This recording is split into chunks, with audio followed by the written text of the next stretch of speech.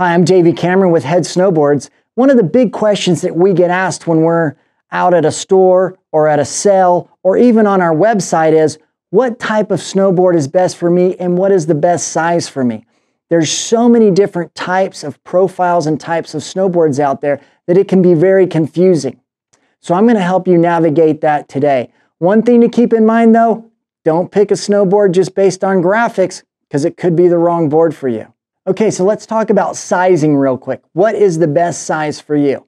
Well, in a general rule of thumb, a snowboard size is going to be from about the top of your chest to about your eye height. So we're going to be working within that zone.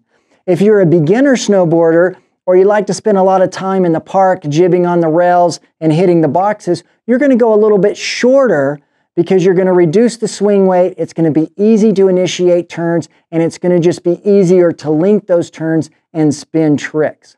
Let's say if you're just hitting the all mountain, you're doing a little bit of everything, you probably want to go in the middle of that. And if you're focused on big mountain riding or powder, you might go just a hair longer than that. And that's the sizing.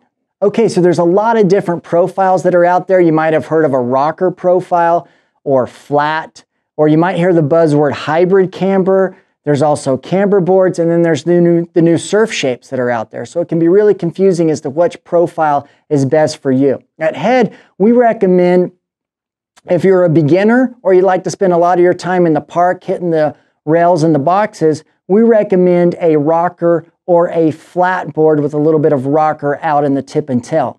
Those are just really easy boards to ride. They're very forgiving. It's easy to initiate turns, and it's easy to spin if you're spending some time in the park. If you like to spend time all over the mountain, the best board for you might be a hybrid camber profile. Generally, that's camber under the binding, so you have a lot of edge control at high speeds on the groomers, but between the bindings, generally you have rocker or it's flat between the bindings, just making it super forgiving and easy at slower speeds. A camber profile is great for cruising the groomers at high speeds, and you get a lot of edge control with a full camber board.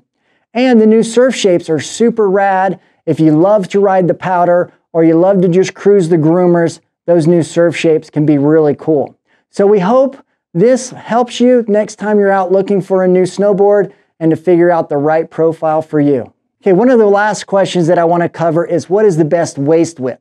You do not need to really worry about the waist width of a snowboard unless you've got about a size 12 or larger. Then you might want to consider going into a wide specific snowboard. Most companies will make a model in a regular waist width and they'll make that same model in a wide waist width. So just remember, if you've got a big foot, make sure you look for that wide snowboard. And check out our entire line of Head snowboards at head.com. We've got a snowboard and a profile for every snowboarder out there. So pick up a Head snowboard today and I'll see you out on the mountain.